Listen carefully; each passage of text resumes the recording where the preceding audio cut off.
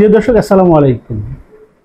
সম্প্রতি সিলেটে যে সাদা পাথর ভোলাগঞ্জ যেখানে ছিল, সেইখানকার সব সাদা পাথর উঠিয়ে নিয়ে গেছে।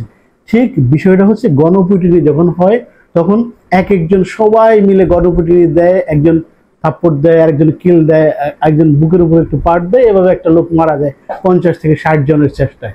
পরে পুলিশ এসে যখন মামলা করে তখন বলে যে জনগণের মব বা গণপিটুনি মৃত্যু হয়েছে, সুতরাং এটা বিচার হয় না, 1-2 মাস পরে সবাই ভুলে যায়।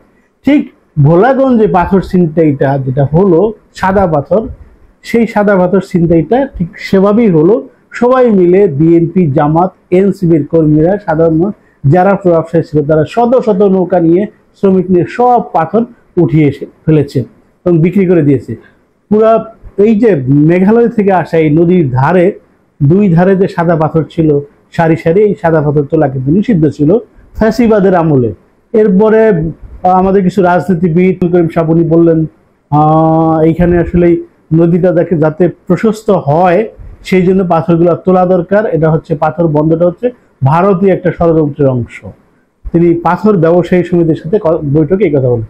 আবার এবি পার্টির নেতা ব্যারিস্টার আসাদুজ্জামান ফুয়াদ বলেছেন ওই সময় যে এইখানে পাথরটা তোলা হচ্ছে ওইখানকার মানুষের জীবিকার জন্য প্রয়োজন, পাথর না তুলতে দেওয়া জীবিকার উপর একটা প্রভাব পড়ে। যাই হোক, এখন যেটা হলো পাথর তুলতে তুলতে সব পাথর শেষ হয়ে গেছে, কালো মাটি বের হয়েছে, কালো বালি বের হয়েছে। এই যে প্রতি বছর হাজার হাজার মানুষ পর্যটক এখানে দেখতে যেত এই সাদা পাথরের অপরূপ দৃশ্য, তারা কিন্তু এখন আর যাবে না। মূলত এই সাদা পাথরের কারণেই দেখতে যেত। এই যে প্রকৃতির যে বিশাল লীলা সাদা পাথর, এটা দেখার জন্য মানুষ ওদিকে চলে যেত। যেহেতু এখন আর যেতে পারবে না, এখন ওই লোক যাবে না, তাহলে স্থানীয়দের কর্মসংস্থান, যারা ট্যুরিজম রয়েছে তাদের অবস্থা কি হলো? এটা কিন্তু গেল একটা দিক। অপরদিকে বিএনপি তাদের যে সভাপতি আছে তাকে বহিষ্কার করেছেন, তার পদ স্থগিত করে দিয়েছেন।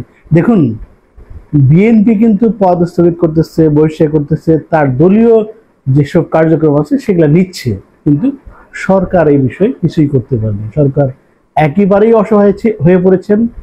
সরকার যেমন পরিবেশ ও জলবায়ু উপদেষ্টা সৈয়দ রাজিউনা হাসান বলেছেন যে আমরা আসলে এই পাথরটা রক্ষা করতে পারিনি, চেষ্টা করেও পারিনি। যখন পুলিশ গিয়েছে তখন সে লুকিয়ে পড়েছে, দিনে পুলিশ গেছে, রাতের বেলায় পাথর চুরি হয়েছে। এইভাবে বেছে বেছে একটি সাদা পাথরও নাই, এখন শুধু কালো বালু রয়েছে। এখন ওই যে সাদা পাথরের যে টানতো, যে আকর্ষণ করতো, সেটা আর কেউ ফিল করবে না এবং এখানে ট্যুরিজমটা শেষ হয়ে গেল। আরেকটা বিষয় হচ্ছে যে সরকার এই যে ভোলাগঞ্জ এই এতটুকু পাথর রক্ষা করতে পারলো না, মবের মতো করে সবাই নিয়ে গেল। সামনে একটা জাতীয় নির্বাচন, সবচেয়ে শান্তিপূর্ণ এবং ইতিহাস হয়ে থাকবে এরকম একটা নির্বাচন করতে চান, এই নির্বাচনটা ইউনূস সরকার কিভাবে করবেন? যিনি একটা এলাকার পাথর রক্ষা করতে পারেন না, তিনি এই নির্বাচনটা কিভাবে করবেন? যারা ভোট চুরি করবে তাদের কিভাবে ঠেকাবেন? আমি আসলে দারুণভাবে আশ্চর্য হই, খুব বিস্মিত হই যে সরকার এই পাথরটা রক্ষা করতে পারবে। দেখুন, আমাদের দেশে ট্যুরিজমের কিন্তু খুব বড় জায়গা নেই, খুব বেশি জায়গা নেই। এটা একটা ভালো টুরিস্ট প্লেস ছিল, সেইটা আমরা খেয়ে ফেললাম, নষ্ট করে ফেললাম। আসলেই জাতিগতভাবে আমরা নষ্ট হয়ে গেছি। গত 15 বছর শেখ হাসিনা আমলের যে ফ্যাসিবাদ কায়েম হয়েছিল, সবার মধ্যে ওই ফ্যাসিবাদী আচরণ, লুটের আচরণ ঢুকে গেছে। সেখান থেকেই ভালো মানুষগুলা আসলে খারাপ হয়ে গেছি এবং সবার মধ্যে রয়েছে এই ফ্যাসিবাদ। ফলে যেটা হচ্ছে সবাই যে যার যার মতো করে চুরি করা কে আর অপরাধ মনে করেন না, এটা অন্যায় মনে করেন না। মানে সমাজের যে মোরাল ফেব্রিক্স সেটা ভেঙে গিয়েছে।